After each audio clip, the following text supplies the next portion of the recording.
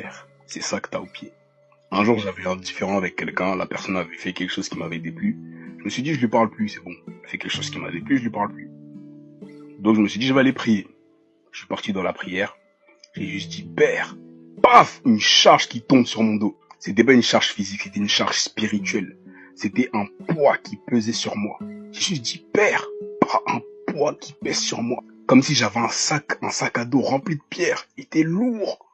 Et j'étais debout et je me dis, waouh, impossible de prier. J'avais un gros sac sur le dos, impossible de prier, impossible d'avancer, impossible de m'adresser au Père ou de me connecter au trône. À ce moment-là, l'esprit me fait comprendre que j'ai cette charge parce que je n'ai pas pardonné cette personne. Mais je me dis non, c'est pas moi qui suis en tort, c'est elle, c'est pas moi qui suis en tort. Donc non, c'est bon.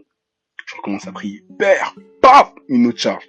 Et la charge, elle était trop lourde. Je la ressentais vraiment de manière physique en fait. Et j'ai dit non, c'est bon, c'est bon. J'ai appelé la personne, on s'est réconcilié. Lorsque tu ne pardonnes pas ton frère, tu es coupable devant l'Éternel. Écoutez, la grâce nous permet d'obtenir le pardon de Dieu. Alors si toi tu ne pardonnes pas ton prochain, alors que même la grâce permet que Dieu le pardonne, tu défies la grâce. Lorsque tu es chrétien, il n'y a plus de fierté, il n'y a plus d'ego, il n'y a plus de moi j'ai trop de fierté, moi j'ai raison, il n'y a même plus de moi j'ai raison, moi j'ai tort. Vous vous rendez compte? Un chrétien pardonne tout, point barre. Ça peut être difficile de pardonner, mais il faut comprendre que le pardon, ça part du cœur. Avant de pouvoir pardonner la personne, il faut que tu aies la volonté de pardonner. Il faut que tu te dises, ok, j'ai envie de te pardonner. Je sais que c'est la volonté de Dieu que je te pardonne, j'ai envie de te pardonner. Ça, c'est la première étape. Pour partir de là, tu pries. Tu dis, Père, aide-moi à pardonner cette personne. Façonne mon cœur. Je vous donnerai un cœur nouveau. Je retirerai votre cœur de pierre. Je vous donnerai un cœur de chair. Dis à l'Éternel, Père, retire mon cœur de pierre, donne-moi un cœur de chair. L'esprit de celui qui pardonne vit en toi. Alors demande à celui qui pardonne de t'aider à pardonner. Il est avantageux que je m'en aille, car si je ne m'en vais pas, le consolateur ne pourra pas venir.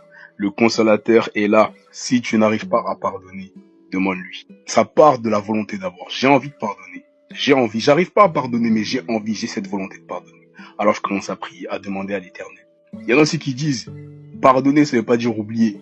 Imaginez si Dieu y pensait comme nous. Pardonner, ça veut pas dire oublier. Ah, papa, tu m'as pardonné quand j'ai menti. Oui, mais toi, je sais que t'es un menteur, toi. Or, la définition de pardonner, c'est ne plus tenir compte. Et par l'Esprit de Dieu, c'est possible de ne plus tenir compte de quelque chose. L'amour pardonne tout, il espère tout, il supporte tout, il ne soupçonne pas le mal. C'est la Bible qui le dit, c'est pas moi. C'est ça l'amour selon Dieu. Le fait que tu ne pardonnes pas quelqu'un empêche même tes prières de monter à l'Éternel comme un parfum de bonne odeur. Je vous disais au début, tu peux même pas donner d'offrande si tu n'as pas pardonné quelqu'un. Si tu veux être agréable à l'Éternel, pardonne tout le monde. Pardonne tout le monde. Même si ce qu'il a fait c'est horrible, ce n'est pas à moi qu'appartiennent la vengeance et la rétribution, mais c'est à l'Éternel des armées. Moi je fais ce qu'il m'a demandé, je pardonne. Le Père a dit pardonner. Je pardonne, c'est tout. Je cherche pas à comprendre qui a raison, qui a tort. La Bible dit pardonner, je pardonne. Je pardonne. Et si j'arrive pas, je demande au Père de m'aider. Et encore une fois, en Christ, il n'y a plus d'histoire de j'ai raison, j'ai tort. Puisque le verset du début, là, il dit, si vous vous souvenez que votre frère a quelque chose contre vous, déposez votre offrande. C'est pas si vous vous souvenez que vous avez quelque chose contre votre frère. C'est-à-dire,